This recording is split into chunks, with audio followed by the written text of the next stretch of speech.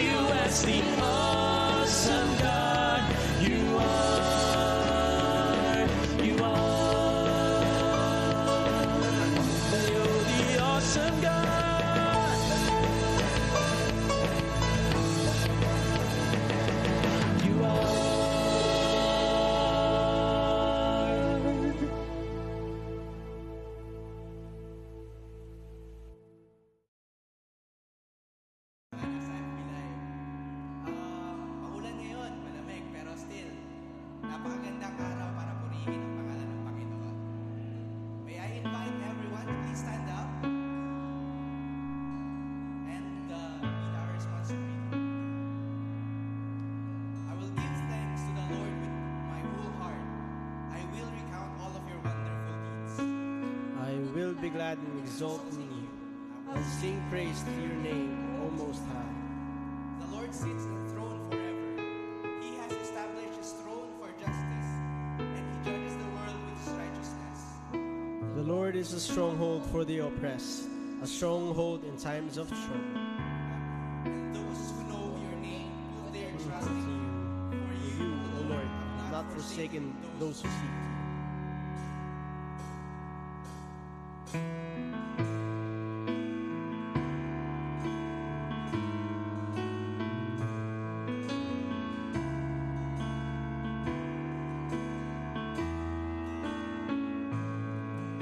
As morning Dawns and evening fades, you inspire songs of praise that rise from earth to touch your heart and glorify your name.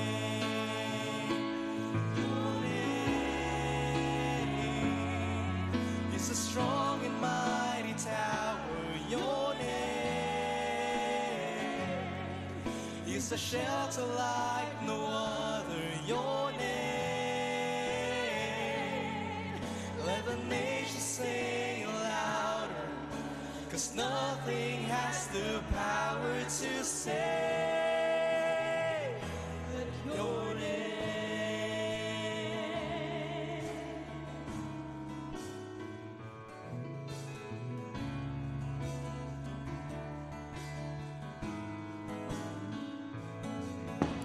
Jesus, in your name we pray. Come and fill our hearts today. Lord, give us strength to live for you and glorify your name. Your name is a strong and mighty tower. Your name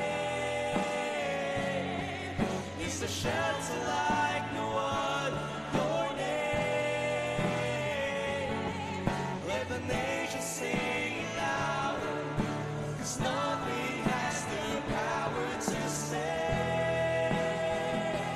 Your name is a strong and mighty tower. Your name is a shelter like no other. Your name, let the nations sing louder, 'cause nothing has the power to save but your name. That's right. There's only one name worthy of all praises, worship, and adoration. One name that only saves us, and that is Jesus Christ. Let's sing the chorus one more time.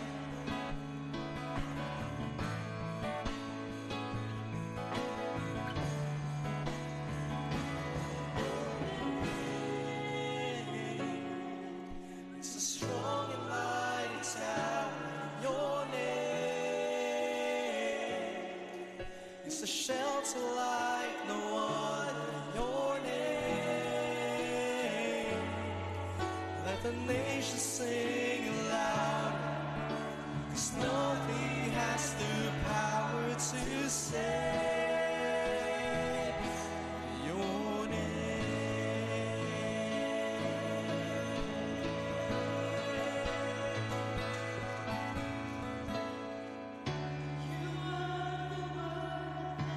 Beginning, one with God, the Lord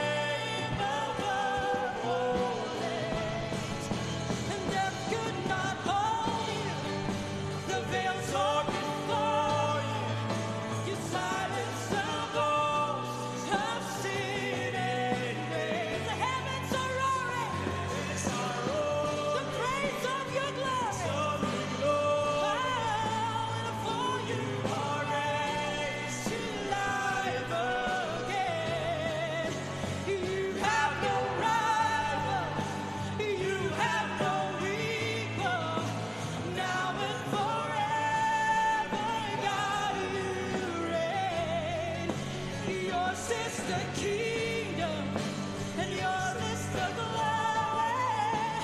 Yours is the name above all names. What a powerful name it is. What a powerful name it is. The name of Jesus Christ, my King. What a powerful name. Nothing can stand against.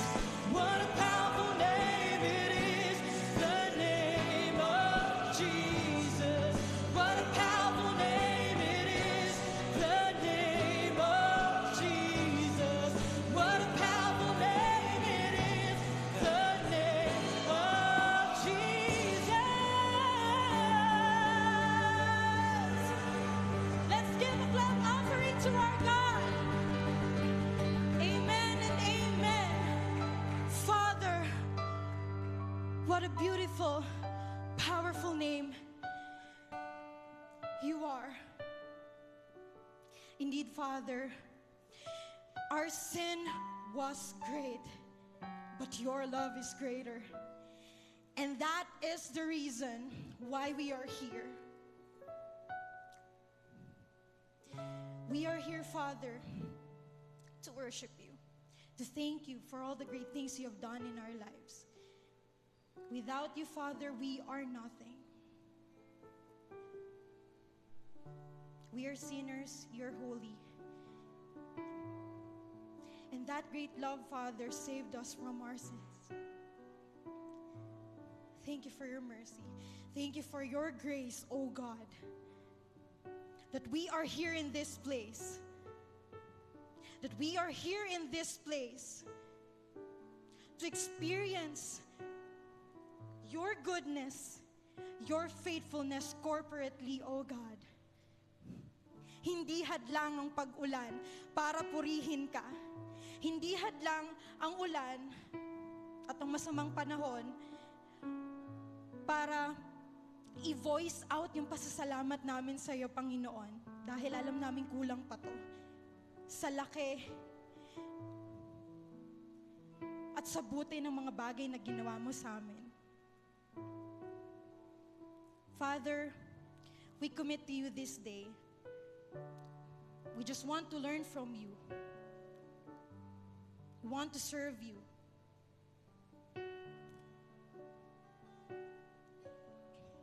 Church, let's grab this opportunity to pray for each other. To those na nanonood sa live, pray for those people na nanonood din.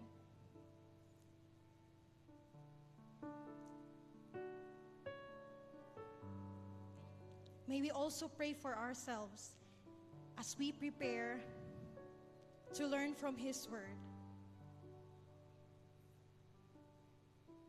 As we also pray for the preacher, for the pastor, who will share God's Word for today.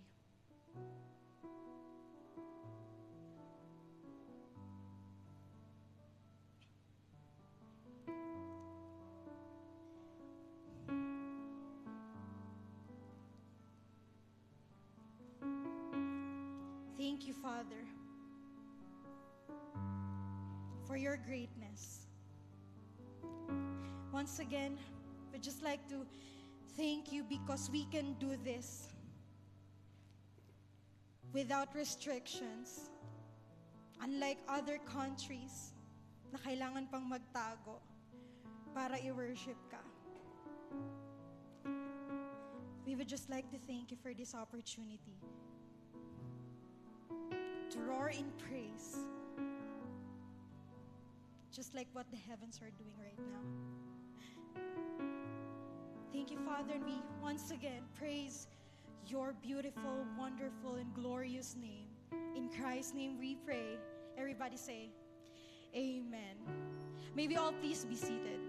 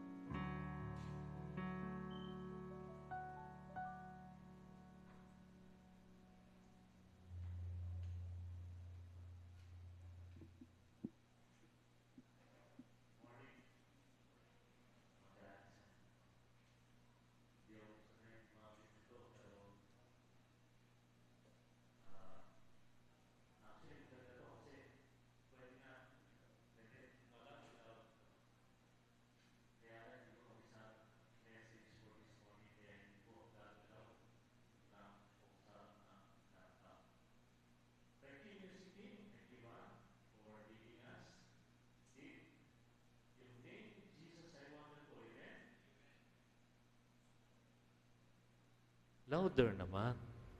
Amen? Napag-usapan na natin yan, di ba? Yung expressions of worship 2 Sundays ago. In fact, that reminded me of what David did doon sa 2 Samuel chapter 6, na kung saan dinala yung ark sa temple, pero hindi pa temple talaga yung temple ba? Tent pa lang yung ginagawa nila. And yung si David, nagsasasayaw sa harapan ng mga tao. Hindi lang siya nagsasayaw sa harapan ng tao. Sabi ni Michael, yung kanyang asawa, nakakahiya ka. Bakit? Nagsasayaw ka, wala ka pandamis pantaas. And sabi ni David, kasi ako ang pinili ng Ama out of everyone here in Israel. Ako yung pinakamaliit shepherd. Hindi karapat-dapat, pero pinili ako ng Diyos. And I would be more undignified than this para pasalamatan ko ang Diyos. Hindi siya nahiya. And that actually spoke to me kasi ako mahiyain po ako. I would rather think of what people would say sa akin kaysa yung magtataas ako ng kamay. Minsan gusto kong magtaas ng kamay, kaya lang inisip ko, ano sabihin ng mga tao sa akin? Iba na siya. Uy. But the message really was good. For me, it was good. Kailangan hindi tayo mahiya when we come to worship the name that is above all names. Right? Amen? Good morning po sa lahat. Good morning sa ating mga nanonood. Actually, yung camera, iniisip ko nga, balang araw, yung camera na yung talagang, di ba? Yung parang sa TV station. Parang nakikita natin kung sino yung mga talagang, as they worship, they give their all. Naalala ko tuloy, ang sabi daw, naniniwala naman ako, si Piolo Pascual, kapag nag-worship, Victory siya, you know that, di ba? Victory Christian Fellowship. Tama ba? Baka mali, Anyway, pag nag-worship daw siya, parang siya lang daw at ang Diyos. Talagang in-express niya yung sarili niya. Hindi siya nahihiya sa harapan ng tao, kahit na artista siya. Sana makita natin eventually yung ganon sa ating kalagitnaan because we are not ashamed to worship our God. And sa umaga ito, we'll be tackling, tapos na tayo doon sa worship, kilalanin natin yung Diyos na kailangan natin sambahin. O the God whom we must worship. Pero bago yan, tayo po'y manalangin. Dakilang Diyos, we come before your presence, we humble ourselves before you. Indeed, you are great, O God. Napakadakila ninyo. No one can compare to you. Help us to bow down our hearts before you sa umagang ito. Consider your greatness.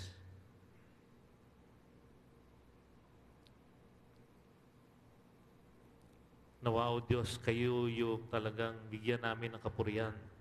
You deserve it, you deserve it. The name above all names. That beautiful name. The name na kung saan siya lamang ang binigyan ng karapatan para magligtas. Thank you. Thank you for saving your people na nandito ngayong umaga ito. Yung mga anak ninyo na nandun sa kanilang mga tahanan. Salamat po, Panginoon, dahil sa kabutihan ninyo, sa biyaya ninyo. Thank you for saving each one. And I know that you will be saving more people in the days to come.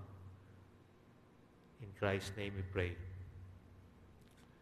Amen. Kailangan kilalanin natin yung Diyos na ating sinasamba. Otherwise, baliwala, di ba? Bakit tayo hindi makapagtaas ng kamay? Bakit hindi tayo makasigaw ng amen? Bakit hindi tayo makapagpalakpak? Bakit hindi tayo makapagsayaw? Sayaw in the sense na hindi yung sayaw ng mga, well, pwede na ako mag-ganon, di ba? Pwede na ako na. Yan, pinatayan tuloy ako ni Mike. Hindi na ako nakakon sa isang lugar. Anyway, nahirapan tayo because we do not know God. For many of us here, bagong mananampalataya, I understand that. We thank you. We thank the Lord for saving you. Tapos, dumadalo kayo dito. We need to know God. We need to know Him more than anything else. Sabi ni A.W. Tozer, what comes to our minds as we think about God is the most important thing about us. The history of mankind will probably show that no people have ever risen above its religion, and man's spiritual history will positively demonstrate that no religion has ever been greater than its idea of God. Take note, worship is pure or base as the worshiper entertains high or low thoughts of God. Pag high, ang pagkakilala mo sa Diyos, that's pure worship. Pag pangit ang pagkakilala mo, or konti lang pagkakilala mo sa Diyos, that's base. And I continue. For this reason, sabi niya, the gravest question before the church is God Himself. And the most portentous fact, which means nakakatakot, nakakapagbigay ng abala ba yun? About any man is not what at a given time he may say or do, but what he in his deep heart conceives God to be like. Yun ang nakakatakot. If we do not know God, may effect yan sa buhay natin, as we shall see later on. Doon sa last paragraph, sabi niya, we tend by the secret law of the soul to move toward our mental image of God. This is true not only of the individual Christian, but the company of Christians that composes the church. Always, the most revealing thing about the church is her idea of God. In other words, people, tayo'y uusad o tayo'y mananatiling ganito base doon sa pagkakilala natin sa Diyos. Importante na makilala natin ang Diyos. Yung Westminster Shorter Catechism, ang kanyang first question, what is the chief end of man?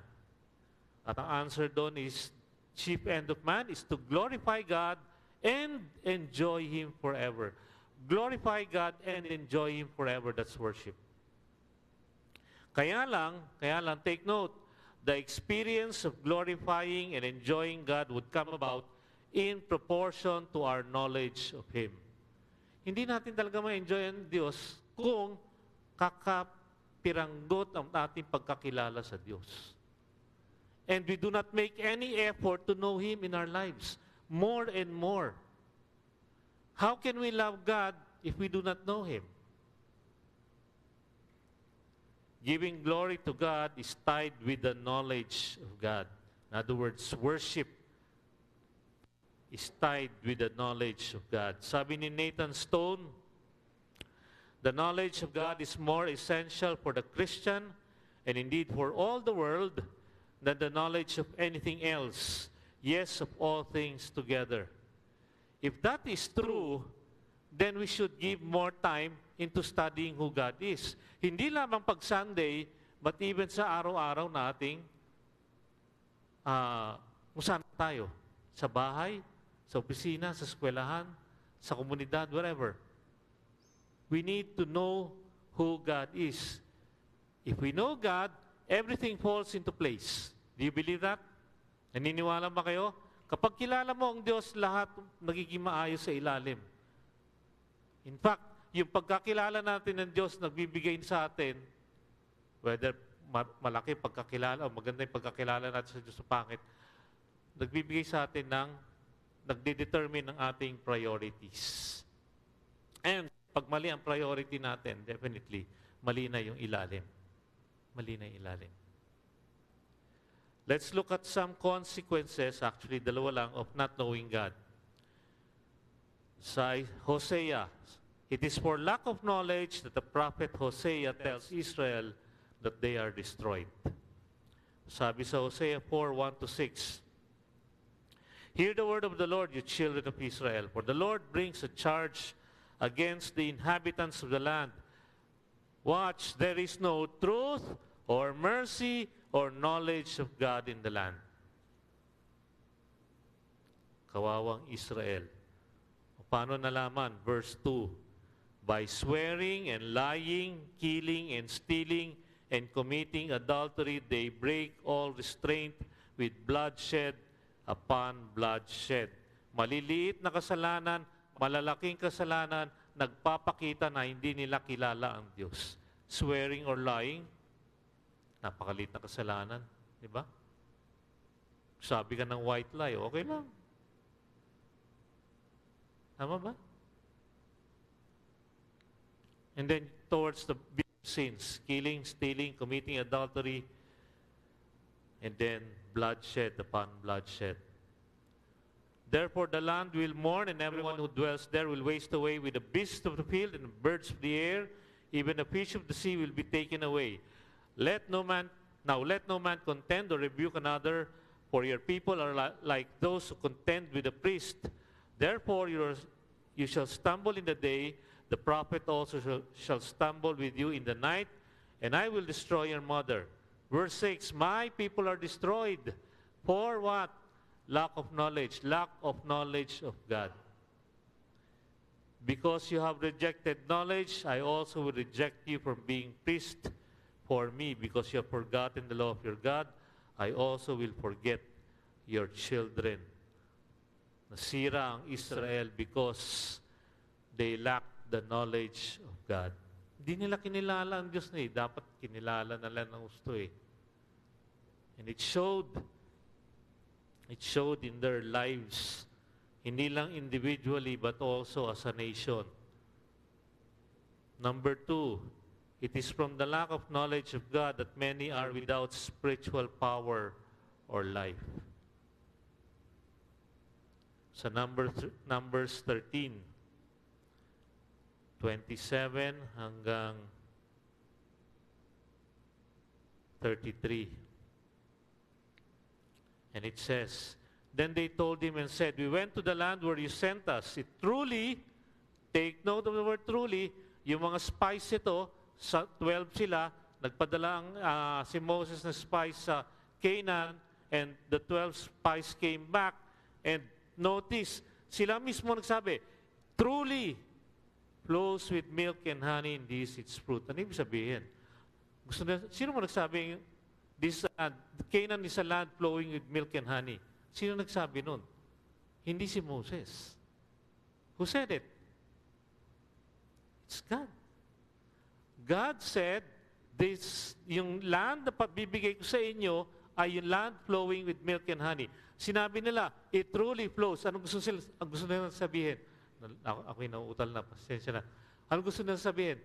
Tama ang Diyos. Totoo sinasabi ng Diyos. It is indeed a land flowing with milk and honey. Kaya lang may PS. 28. Nevertheless, yun. The people who dwell in the land are strong, the cities are fortified and very large. Moreover, we saw the descendants of Anak there. The Amalekites dwell in the land of the south, the Hittites, the Jebusites, the Amorites dwell in the mountains, and the Canaanites dwell by the sea and along the banks of the Jordan. Caleb quieted the people before Moses and said, let us go up at once and take possession, for we are able to overcome it. Si Caleb lang at si Joshua nagkaiba ng kanilang pananaw. Oh, meron tayong Caleb dito, meron tayong Joshua. That's nice. But the men who had gone up with him said, we are not able to go up against the people, for they are stronger than we. And they gave the children of Israel a bad report of the land which they had spied out, saying, the land through which we have gone as spies is a land that devours its inhabitants. And all the people whom we saw in it are men of great stature. There we saw the giants. The descendants of Anak came from the giants, and we were like grasshoppers in our sight, and so we were in their sight. Tama yun, grasshoppers nga sila. But their strength did not come from themselves. Ang strength nila nasa Diyos. kalahati lang yung pinaniwalaan nila doon sa Diyos. Which means, yung, land flowing in milk and honey nga. Pero yung, hindi natin kaya yan. Have they forgotten? Nakalimutan ba nila? Paano sila nakalabas ng Egypt?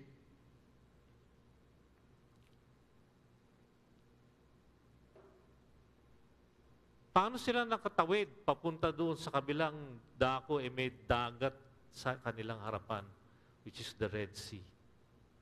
Nakalimutan nila. Why? Hindi importante sa kanila yung knowledge of God. They more see themselves. Kapag yung sarili talaga natin ating iniisip, tanggal ang knowledge of God, bali wala na. And walang spiritual power. Dapat meron, di ba? Dapat meron. They could conquer any nation. Why? Because God is with them. The all-powerful God. The God of all gods. In fact, sa Joshua, sumalakay sila, pero during the middle of the conquest, meron na nagsasabi, hindi namin kayang paalisin yung mga tao sa Canaan. But actually, they can. Why? Because of God. Yung Diyos na makapangyarihan na pumapanig sa kanila. Kayang-kaya. Walang spiritual power. By the way, folks, when we talk of knowing God, hindi lang siya yung head knowledge. Kilala ko ang Diyos, pero dito lang. Maraming mga Kristiyano, maraming mga tao na rin, know that God is powerful, kaya lang pag may pangangailangan, nagpapanik. Tama ba? Am I right?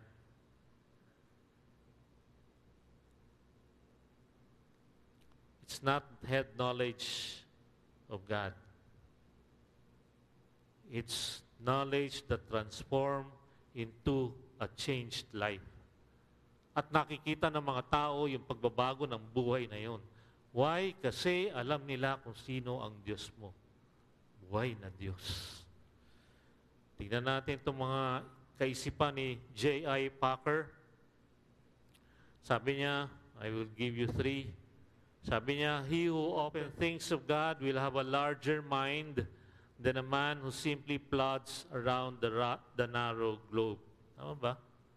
Mas malawak ang kaisipan, mas malawak ang vision, mas malaki mararating, malayo mararating than the man na nabubuhay lang na sa mundong to na ordinaryo. Sinabi pa niya, nothing will so enlarge the intellect, nothing so magnify the whole soul of man as a devout, earnest, continued investigation of the great subject of deity. Nainganyo ba kayo? Nainganyo ba kayo pag sinasabi, study God.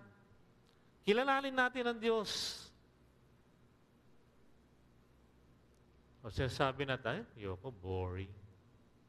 No, boring. Finally, sabi ni Packer, disregard the study of God and you sentence yourself to stumble and blunder through life blindfold, as it were, with no sense of direction and no understanding of what surrounds you. This way, you can waste your life and lose your soul. Tama ba? Agree kayo? Kaya nga may kanta, di ba? Nasaan kaya ako, Jesus, kung wala ka? Di ko na alam kung saan ako pupunta. Hindi ko nakakantahin. At maaring nasa hangin pa ako, di alam kung saan ang tungo. We need to know who God is. Otherwise, sayang lang. Namumuhay kayo dito, okay lang. Para sa inyo, punta ako ng Sunday, worship na ako, fine, tapos na. Or nagka-quiet time ako, nagka-prayer time, okay na, tapos na. It's not enough. Not enough. Not enough. Let's look at the connection between Christian walk and theology, which is yung theology and study of God. Someone said, is it not a fact that a love for God's revealed truth and a desire to know as much of it as one can is natural to every person who has been born again? Natural nga ba? Kapag tayo'y nakakilala na kay Kristo, nandun ba yung desire to know who God more? To know who God is more in your life?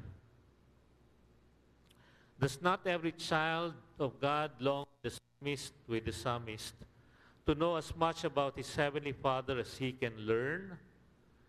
And is it not right that he should seek God to satisfy this God-given desire to the full? And the one who raised the question was talking about Psalm 119, verses 12, 18, 97, 103, 125. And I will not be reading that to you. And ito yung sagot ni J.I. Packer. The psalmist's concern to get knowledge about God was not a theoretical, hindi lang dito, but a practical concern.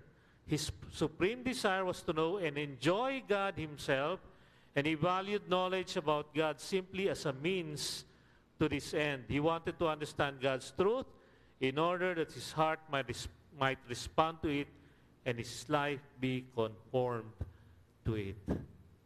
Beautiful. Ang gusto ni David, malaman niya kung sino ang Diyos, malaman niya kung ano sinasabi nito, at i-apply niya sa buhay niya. Kaya sa Psalm 119, Thy word have I hid in my heart that I might not sin against Thee. Concern dapat natin pareho ng writer ng Psalm 119. To know God at saka i-translate ito to practical living. At yun ang worship. Nais ng Diyos na tayo nakilalanin natin siya. In Jeremiah 23:24, sabi doon, Thus says the Lord, let not the wise man boast of his wisdom, and let not the mighty man boast of his might, let not the rich man boast of his riches. 24, but let him who boasts boast of this, that he understands and knows me, that I am the Lord who exercises loving kindness, justice, and righteousness on earth, for I delight on these things. Ano yung these things? I delight on what? That we understand who God is, that we know who God is. Yung desire ng Diyos, He delights on that. Ito'y taliwas doon sa paniniwala ng mga ibang reliyon. Sabi nila, they believe God is too great for mere humans to know. Eh kung gano'n, di sana hindi na niya sinabi yun. Sana hindi na niya pinadala si Kristo.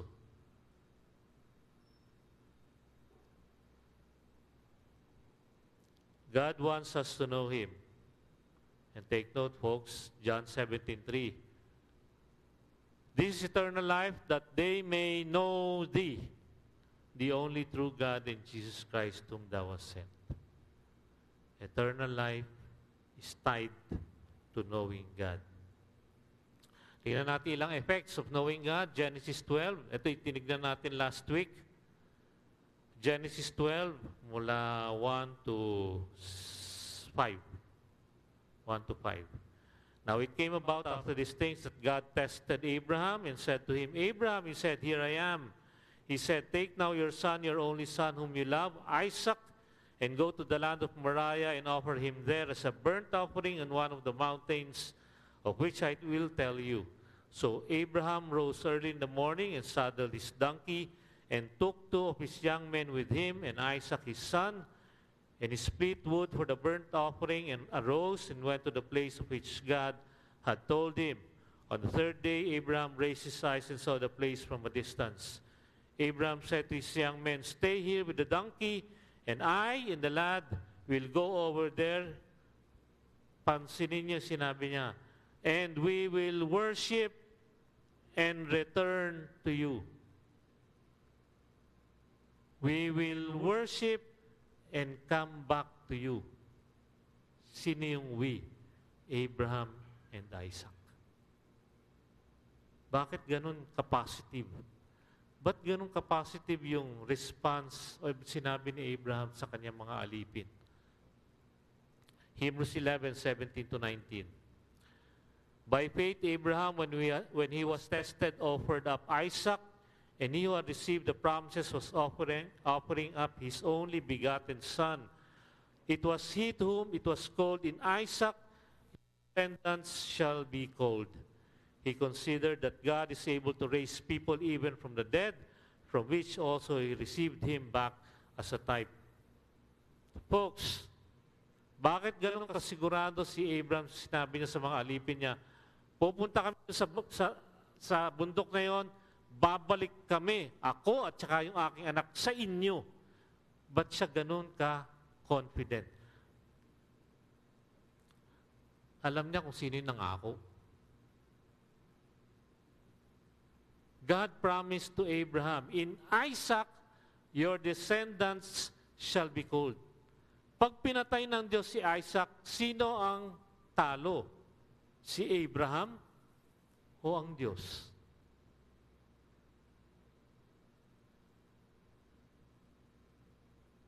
Alam ni Abraham, kahit patayin ko ang aking anak, verse 19, bubuhayin ulit ng Diyos si Isaac. Bakit? Kasi may pangako siya. In Isaac, your descendants shall be called. Kilala niya ang Diyos. Galing, no? Kaya importante, kilala natin ang Diyos. Para alam natin kung paano mag-navigate dito sa mundong ito.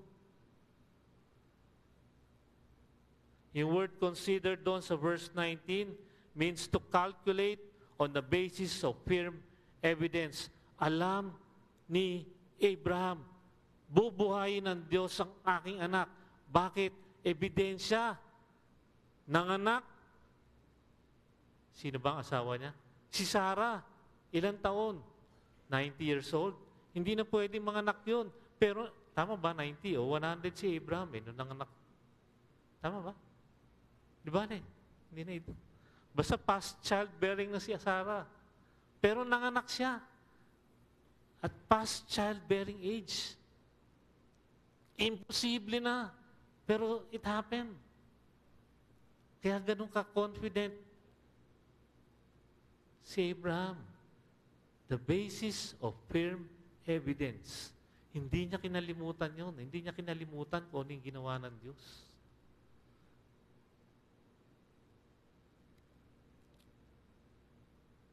In Daniel 11:32,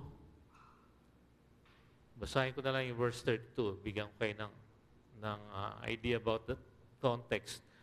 With flattery, he will corrupt those who have violated the covenant, but the people who know their God will firmly resist him. And it talks about the future events. Ano yung future events na to? Future event na to. Ito yung tungkol sa Antichrist.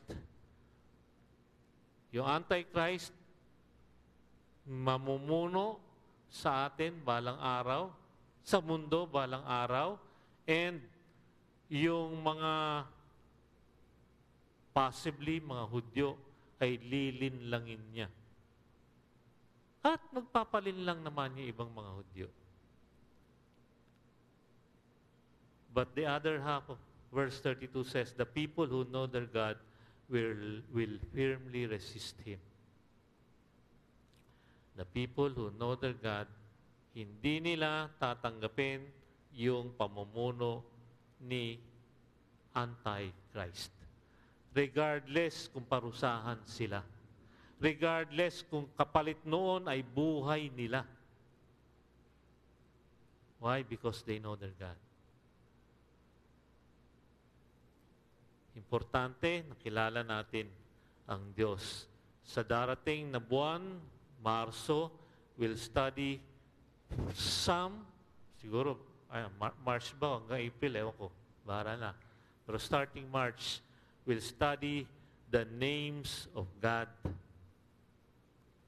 para malaman natin yung character of God. To give you some mga patikim, kumbaga. Sabi nila, I have only 10 names here, pero hindi natin kwento. I will just, kumbaga, translate yung names of God. Sabi nila, sabi na isa nabasa ko, there are more than 700 compound names of God. Dami, no? Isa naman sabi niya, there are more than 900 names of God. Mas marami pa. Ilan ang alam natin? Let's look at yung Elohim. Elohim, the strong one. Jehovah. Dudugtungan ko sana. Jehovah lang. Self-existent one. Elohim Kedoshin, the Holy God. El Shaddai, yung Diyos na nagpapayong hindi. At wala rin po siyang panyo. El Shaddai, the God Almighty. Adonai, Lord. El Roi, the God who sees. Alpha and Omega, the beginning and the end. Jehovah Rohi, God my shepherd. Emmanuel, God with us, which was given to Christ. Paraclete, which refers to the Holy Spirit, which means the helper and counselor. Ilan lang yan sa ating, ilan sa pangalan ng Diyos. Hindi ko alam kung ilan dito ang matatalakay. Possibly, mga wala dito rin matatalakay. But so many names of God, and we'll take that up next month so we'll be able to know who God is. And hopefully, as we come to know God, habang nakikilala natin ang Diyos, nagkakaroon ng pagbabago yung ating buhay base sa pagkakilala natin sa Diyos. Boring nga ba ang pag-aaral ng pangalan ng Diyos? Boring nga ba nakilalanin ang Diyos? I hope not. Para sa akin, very, very interesting topic. Ang names of God and the study of who God is. Tayo po'y manalangin. Amang Diyos sa langit, Ikaw na nagpakilala sa sangkatauhan sa pamamagitan ng inyong bugtong anak. Siyang tinatawag na living word. Tulungan niyo po kami, Panginoon, na kilalanin ka namin ng husto. Huwag niyong hayaan, Panginoon, na maging kontento kami doon sa kaunting knowledge na meron kami about you. Para nang sa gayon, yung knowledge na aming makukuha tungkol sa inyo ay magdudulot sa amin ng pag-ibig sa inyo. Na mas iibigin pa namin kayo. Na mas magkakaroon ng pagbabago ng ang buhay namin at mapapakita namin sa mundo kung sino ang Diyos namin. Gumawa pa kayo ng excitement sa buhay namin, Panginoon, as we continue to study your names. Lord, I pray that you would purify each one of us. And unless our hearts are purified before you, hindi kami magkakaroon ng desire sa salita ninyo, and more so, kilalanin kayo. Thank you, Lord, because you have been so gracious to each one of us. Maraming salamat sa inyong kahabagan para sa amin. Panginoon, sambahin nawa, Panginoon, ang inyong pangalan ng bawat sa amin. At maitaas nawa namin ang pangalan niyo, the name which is above every name. In the name of your Son, Jesus Christ, we pray. Amen. God bless you.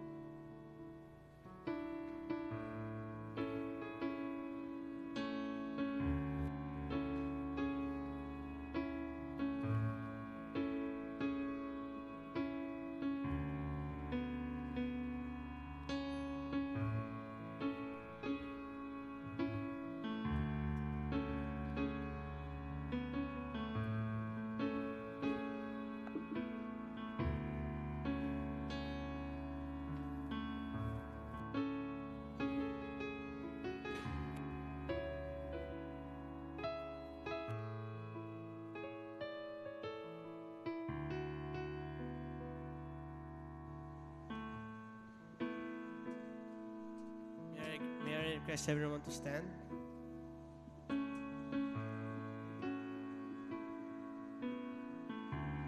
Sing our song, Your Name.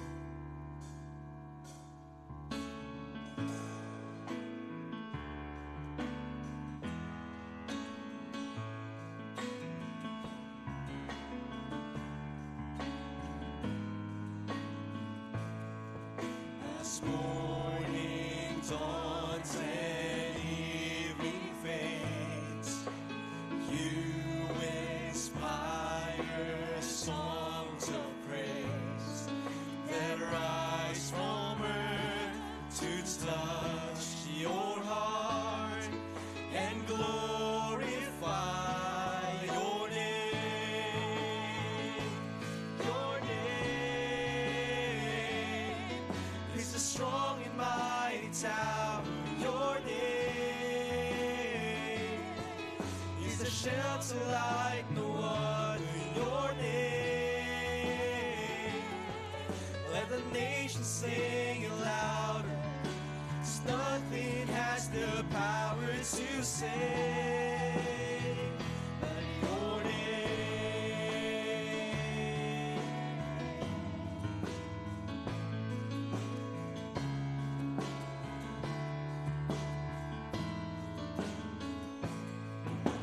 Jesus, in your name we pray. Come and fill our hearts today. Lord, give us strength to live for you and glorify your name. Your name is a strong and mighty tower. Your name is a shelter like no other. Your name, let the nations sing it loud. 'Cause nothing has the power to save. Your name is a strong and mighty tower. Your name is a shelter like no other. Your name, let the nations sing it loud. 'Cause nothing has the power. Savior, He can move the mountain. Savior, He can move the mountains.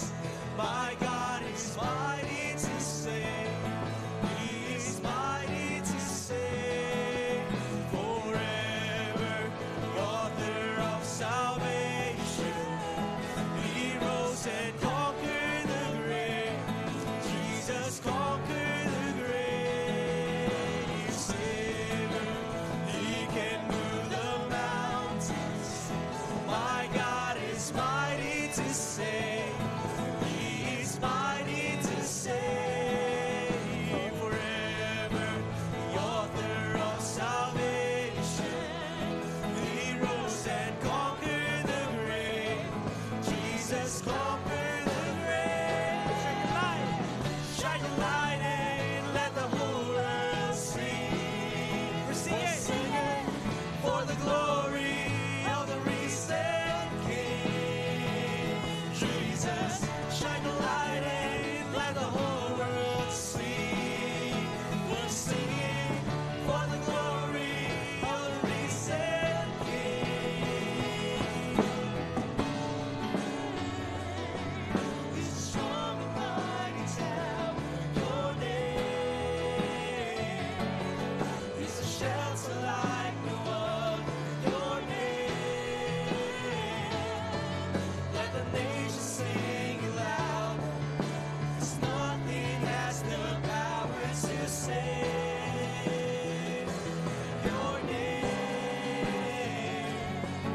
is a strong and mighty tower. Your name is a shelter like no other. Your name, let the nations sing it loud. 'Cause nothing has the power to save.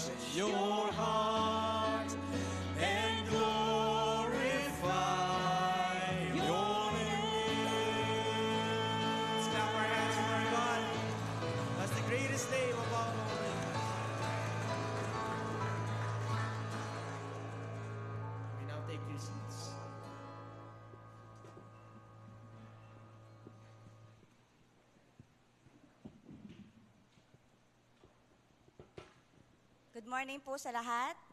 Yan. Thank you po sa pag-join nyo ngayong araw sa ating worship service. Sa mga first time po na naka-attend ngayon, pwede pong itaas ang kamay. Meron po ba? First time. First time na umattend ng ating service. So pati po yung nasa FB din, pataas ng kamay. Joke lang. Ano ba yan? Good morning. Good morning. Yeah. Good morning po, pati po na sa FB. So I hope po ay bumalik po yung ngayon lang nakarating. Maging yung sa FB po ay patuloy po kayong mag-tune in sa ating online worship service. Yan, parang gusto nating mag-welcome sa isa't isa. No? Kasi gusto nating gumalaw-galaw. Tayo nga tayong lahat and let's just roam around a bit and shake the hand of the person beside you, at the back of you. Get to know somebody new this morning. Let's welcome each other. Let's give one another a warm FCBC welcome. Welcome po sa inyong lahat. Tayang. Magandang umaga po. At kami po ay nagagalak sa presensya ng bawat isa. Ngayong umaga na ito. Ikaw ba nagagalak? Kaway-kaway. Masaya ka ba ngayon? Masaya. Iyong? Yan, kaway-kaway. Welcome po, Peace welcome, welcome. All right. Sige po. Pwede na po tayo mag-settle down. And welcome everybody. We are happy to see you this morning. Okay po, yun po mga ngayon lang po natin nakasama sa in-person worship and sa FB. Iscan po natin ang QR code sa screen at para po makuha po namin yung ibang information tungkol sa inyo, mas makilala po namin kayo. At pwede rin po namin kayong ma-usher sa mga small groups. Kung gusto niyo pong Kung gusto sumali ninyo. sa Hindi naman discipleship pipilit, group. pero baka gusto niyo. Baka gusto niyo sumali. We would like to know more about you. Don't worry, hindi po namin ito ikakalat sa iba. Wala po magte-text sa inyo na nangi-scam, no? Yung mga numbers, information. Safe po yung data nyo sa amin, yung mga information nyo. And meron din po tayong offering boxes sa likod po. Doon po natin ilalagay yung ating mga offerings at pwede rin po through online. Yan. So kung mas madali po sa atin ng online, ito po yung account sa screen. And meron po tayong special gathering. Special din po yung today, pero special yung next Special Sunday. din yung next week. Bakit ba? Ano bang meron dyan? Kasi church anniversary po natin. Ayan, 82nd church anniversary. So, February 26 po. I hope po makabalik po tayo lahat. And pwede rin po tayong mag-invite ng friends po natin para makasama po natin next Sunday. And yun pong mga D-groups natin, ina-encourage po natin na lista sa likod.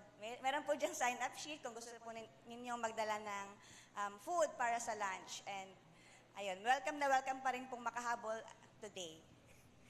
And after ng lunch, meron po tayong sing and pray. So, ililid po tayo ng ating music team. okay, so yung ating anniversary next week, it's the 82nd anniversary of the church, and we celebrate the goodness of God, the faithfulness of God. We will just celebrate God, no? Kung paano nag-manifest ang presensya ng Panginoon sa ating iglesia for the past 82 years. This afternoon, pagkatapos po ng ating service, we will have a prayer time among the discipleship group leaders. So if you're a D group leader, if you're leading someone one-on-one or in a group setting, please stay. Dito po sa baba, meron tayong pananalanginan, meron tayong prayer time. We'll just give 15 minutes, kwentuhan, to catch up with people na gusto nating makausap. And then after that, we are just requesting na mag-settle down po tayo dun sa may bandang likod. And at the front, magkakaroon po tayo ng prayer time among the discipleship group leaders. Also, kung hindi pa po ninyo nalalaman, panahon na para mapaalalahanan tayo, this coming July 28 to 30, we'll have our church camp, the 2023 at Rizal Recreation Center. Ito po ay sa Rizal, Laguna. At ang ating theme, Together to Get There. Yan po ang ating theme for this coming church camp. And meron tayong ano siguro, para lang ma-excite tayo, no? Naalala ko yung F4 eh. Naalala mo ba yung F4? Oo, Damer. Yan. Sino kamukha ko doon? Si Shine Mamaya Shine. na lang. Okay, meron ng F4. 4 na F, no? Unang-una sa lahat, food. Sagana po ang pagkain natin doon. It's all buffet, breakfast, lunch, dinner. Pangalawang F po natin doon, friendship. No? We are inviting everyone to join that camp and make new friends. In fact, you can invite your very friends and join ng ating church camp this July 28 to 30. Pangatlo, fun.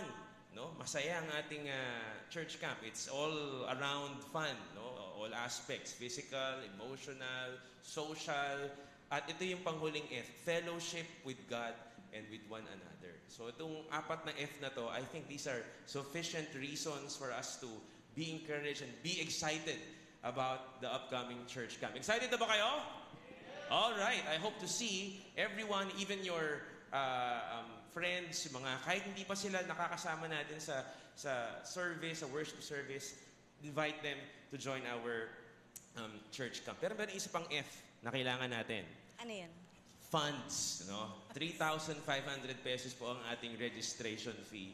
And pag-ipunan po natin yan, we still have around 5 to 6 months to go.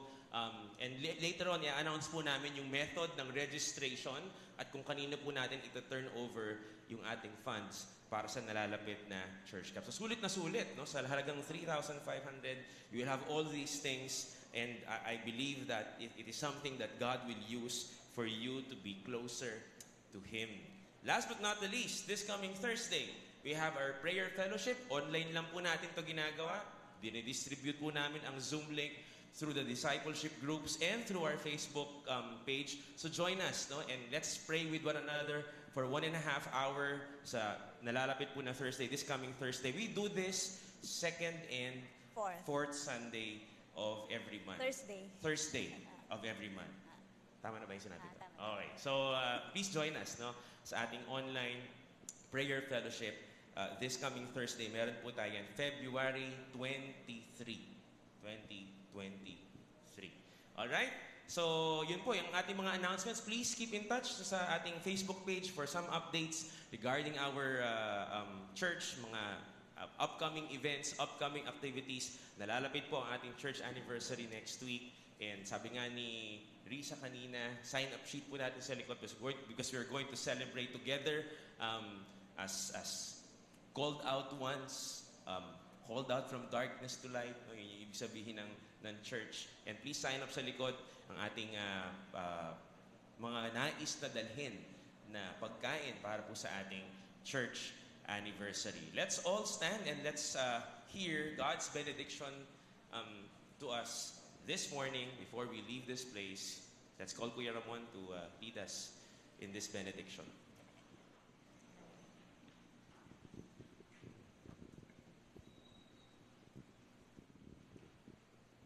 Let's pray.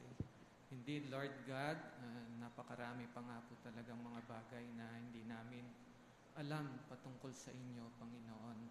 We just pray, Lord, that you would just give us yung heart, Panginoon, na talagang mauuhaw at talagang nanaisin, Lord God, na makilala pa kayo. Through your word, Panginoon, nandyan po ang inyong salita, and it is really just for us to seek you sa inyong word, Lord God. Thank you, Lord, for your love, and thank you, Lord, for your great plan of salvation, Lord God.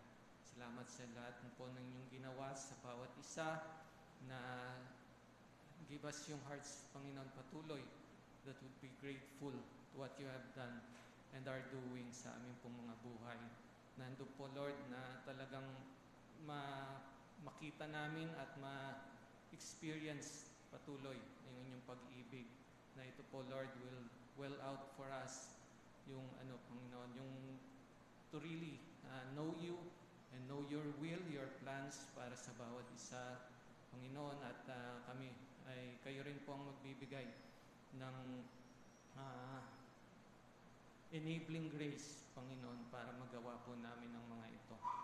Lord, we commit to you itong darating na linggo, itong work week, Panginoon, yung school week, Lord God, We pray that you just bless each one, Lord, na makita po namin how you see yung amin pong mga, Lord, whether sa office or at school or even on the basketball court, Lord God. Nawa makita namin, Panginoon, how you see these places for us, that these are harvest fields, Panginoon. At napakarami pong mga kaluluwa na kailangan na mabahaginan ng iyong salita, mashiran, Panginoon, and eventually, Lord, ma-disciple. Help us, Lord, and give us also the grace that when we encounter persecutions, Lord, ay hindi po ninyo kami pababayaan, and that you will give us, Lord, yung strength at kung ano po yung mga sasabihin, Panginoon, to redeem the time, redeem these harvest fields of yours, Panginoon. Now unto him who is able to keep you from falling and to present you faultless before the presence of his glory with exceeding joy, to the only wise God and Savior, be glory, majesty, dominion and power both now and ever. Amen. Thank you.